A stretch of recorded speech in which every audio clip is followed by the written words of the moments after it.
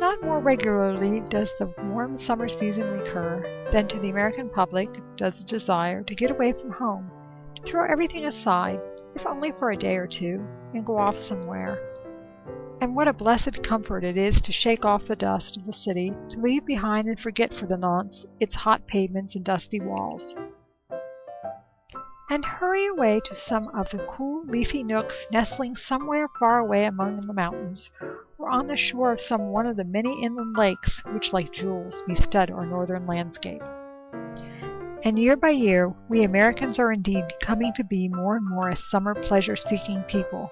The increasing facilities for travel, the establishment of numerous attractive resorts at every point where nature has offered a mingling of accessible and picturesque, and the enhanced appreciation of the value of an annual period of relaxation in the popular mind.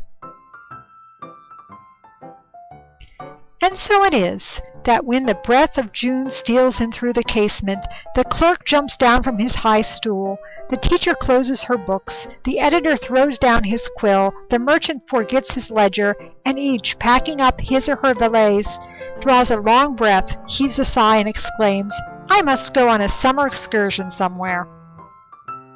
And so they must. But then there comes up, first of all, that all-important, and it must be confessed, very pertinent inquiry, where shall I go? Although the preceding paragraphs originally appeared in the 1875 Lehigh Valley Railroad Tourist Guide to Summer Resorts, they perfectly capture the spirit of today's presentation, which provides a brief overview of several famous tourist destinations in Ontario that were frequented by Pennsylvanians during the 1800s and early 1900s. The 4 Ontario vacation destinations that are the focus of today's presentation are Niagara Falls, Crystal Beach, Muskoka, and Cobourg.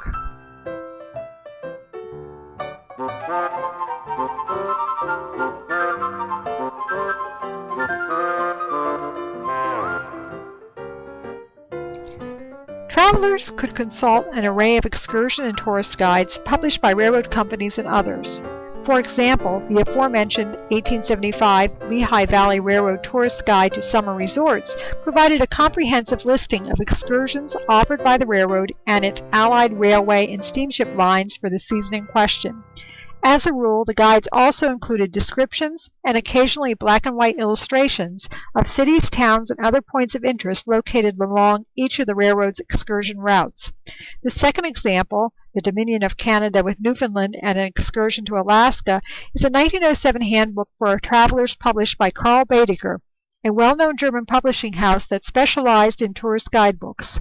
Moreover, as the title page indicates, this particular handbook was published simultaneously in Europe and the United States. In some instances, railway excursion guides spanned several hundred pages. They also frequently featured advertisements for hotels, steamships, and a variety of other goods and services, with ads often appearing in the front, back, and other selected sections of the publications.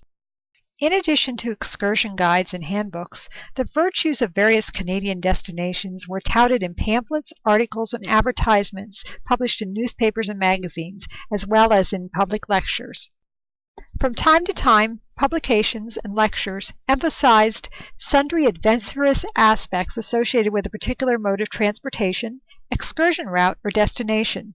For example, potential travelers on the Richelieu and Ontario Navigation Company's St. Lawrence steamship route were afforded the tantalizing prospect of shooting the St. Lawrence River's Lachine Rapids, or alternatively, the thrill of crossing the Great International Suspension Bridge at Niagara Falls by rail.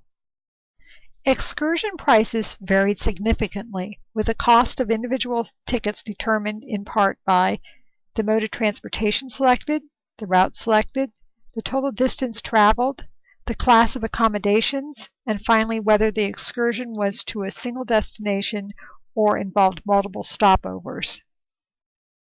For the 1875 season, for example, Philadelphia to Niagara Falls excursions, as quoted by the Erie Railway in connection with the Lehigh Valley and North Pennsylvania railroads, ranged in price from $17.50 to $25.75 per person.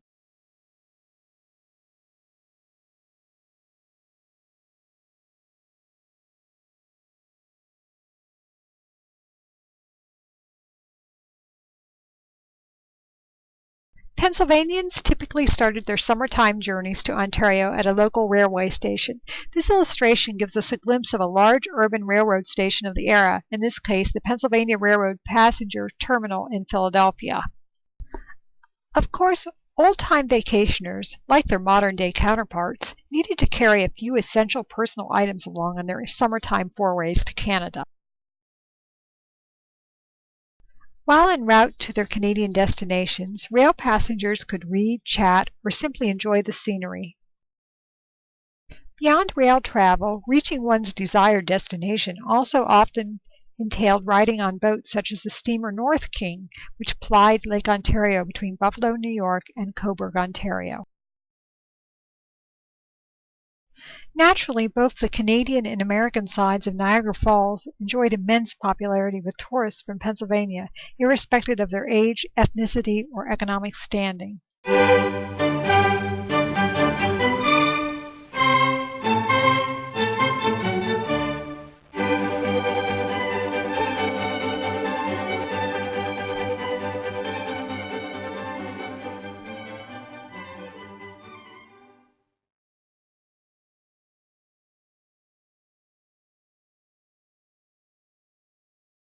Many visitors to Niagara Falls also enjoyed a ride on the Maid of the Mist, which afforded them with an up-close and personal view of the falls. In addition to Niagara Falls, another nearby Ontario destination, Crystal Beach, attracted a multitude of tourists from Pennsylvania, New York, and elsewhere throughout the United States and Canada during the early 1900s. In its day, Crystal Beach was known as Buffalo's Coney Island, owing to the assortment of activities offered there.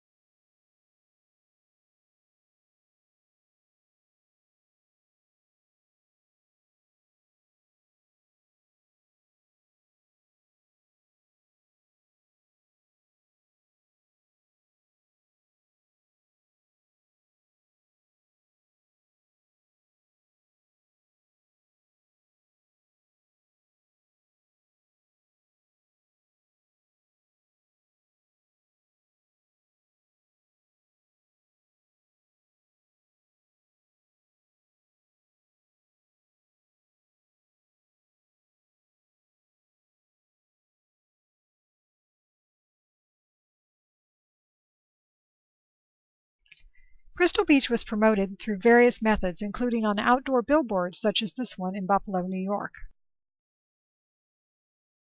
While Crystal Beach attracted large numbers of middle and working class Pennsylvanians, Pittsburgh's industrialists and other well-to-do Pennsylvanians tended to favor two other Ontario resorts, namely Muskoka and Cobourg.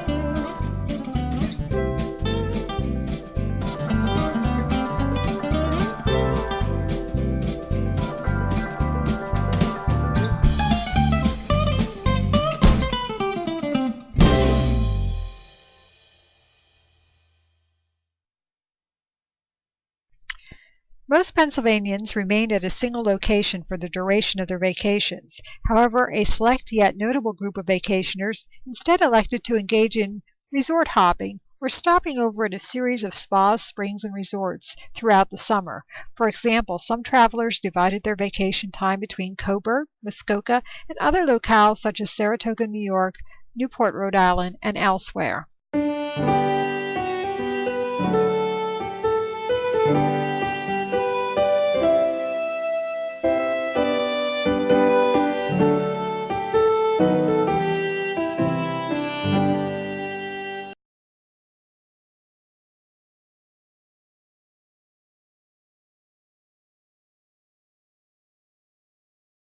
As yet another summer began fading into memory, vacationers gradually returned to their respective hometowns.